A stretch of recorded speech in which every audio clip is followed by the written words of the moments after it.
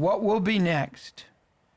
What should Christians be focused on with the election behind them and 4 more years of conservative government ahead of them if President Trump has won? So where do you see it? It's not going to solve all the problems. I think they're going to be quite upset if the president wins. Is that right? They'll be upset, but what we should look at is future. And we should be doing this regardless of who wins. We need to be looking at the next generation. You know, here I sit with white hair. You got white hair. Tim doesn't have white hair yet. The generation below him, they're not getting the information that they need in so many areas, whether it be on America's economic system or our constitutional system or our faith system or anything else. We need to be focusing on the next generation, which means we need to be focusing on mentoring, on training, on teaching, on equipping, knowing what they get taught. I've got to say, one of the most optimistic times of the year for me is in the summer, because in the summertime, we bring in young people 18 through 25. They're in college. They're going into college. They're in their postgraduate work. We know the garbage largely that colleges teach. And so here's students been exposed to this.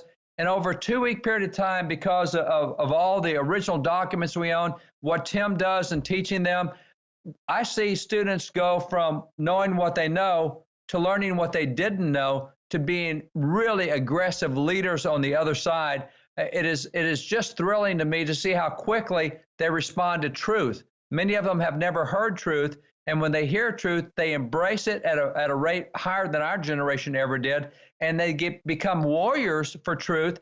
And every single year we've done this leadership training program, we get reports that these kids have changed their professors, that they've gone back in with what they know and changed. And I don't recall anybody in my generation changing a professor. So I am so thrilled with what's out there. But regardless of what happens politically, we have to recognize, like Elijah did, I need an Elisha to be training. I need to be training the next generation.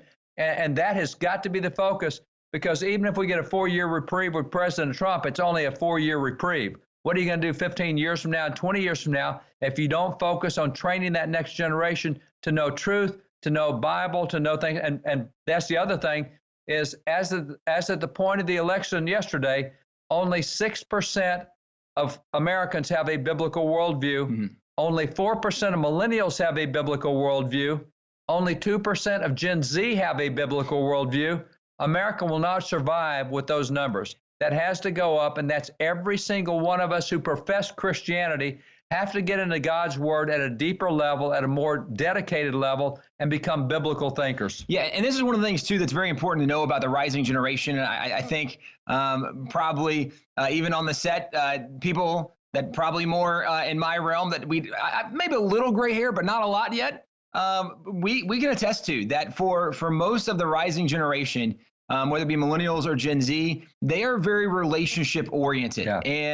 And they actually are, in many cases, looking for leaders and mentors to invest in them and pour into them. It could be because what we know just statistically is that it's almost half of millennials and Gen Z are growing up in a broken home where mom and dad are not living together, mom and dad are not married. And so there's a lot of brokenness. And so there's a lot of hurt. There's a lot of people looking for a relationship. And that gives a lot of opportunity for individuals in the church. Whether you are a parent or a grandparent or right, wherever you are, maybe you don't even have any kids, there are a lot of people that you can look to and who are looking for someone to invest in their life, are looking for someone that values them.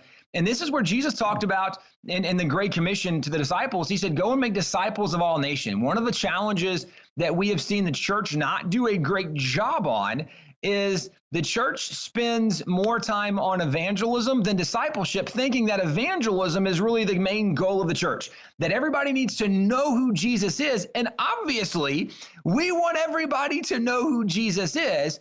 But once you learn who Jesus is, then you need to learn to live how Jesus wants you to live, right? Where Jesus told the disciples, if you love me, keep my commands. Part of what we should be doing is helping every believer learn what are the commands of Jesus? What are the commands of the Gospels? What does the Bible actually teach? What's a biblical worldview? What does that look like? What are biblical principles and philosophies? That's the discipleship process that we haven't done a great job of, generally speaking. And the reason I even bring this up is one of the things we know is that in every single city, in the entire nation, there is at least one church. Well, if every church just said, we're not going to focus on the whole nation, we're just going to focus on our sphere of influence on our city. If every church just said, we want to make a difference in our city, if every city was being reached by every church, all of a sudden the entire nation has been reached just because we focused on discipling in our sphere of influence. And we live in an era where social media and TV and cable and everything else, we see things from a national perspective. Even looking last night, one of the biggest things it was focused on was the presidential election. It's a national election. Well, that's true. National things do impact us, and it's significant that we pay attention and we know what's going on. But the reality is, if for example, we live in Texas, God has not called us to reach the people around you guys, wherever you might live. Presumably, you don't live where we are in Aledo, Texas.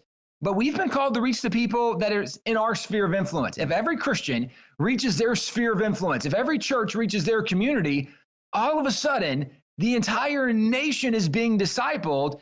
And so often as Christians, we look for the next great awakening. We look for the next pastor. We look for the next president. We're looking for somebody else for God to raise up and use. And the reality is, God has chosen us for such a time as this. We are the solution. We are the answer. We just have to look to be used by God. And so for many people, it's finding those individuals in the church that we can pour into, that we can disciple. And maybe there's not a lot of young people in your church. So maybe you need to look for people that are working at the convenience store, that are looking at Walmart, that are working at Home Depot. You need to find people that you can invest in, that you can love on, that you can share the gospel, that you can disciple. But we need to find people that we can pour into, as you're mentioning. Unfortunately, when you look even at people that have a biblical worldview in America, what is true is that if you are a Christian, the older you are, the more likely you are to have a biblical worldview. The younger of a Christian you are, the less likely you are to have a biblical worldview, which means we really do need people that are older in the faith, that are pouring into and mentoring people that are younger in the faith so that they get that impartation of a biblical worldview. And this is regardless of who wins. If it's Biden, if it's Trump, it doesn't matter. Our nation needs a restoration of biblical values, of biblical principles. We need a return to righteousness. And that's not going to come regardless of Trump or Biden as a president. That's going to come when Christians say, I need to help invest in my family. I need to invest in my church. I need to invest in the next generation. When the churches say, we're going to invest in our community, that comes when Christians, once again, are seeking and promoting righteousness. And that's true no matter who the next president is.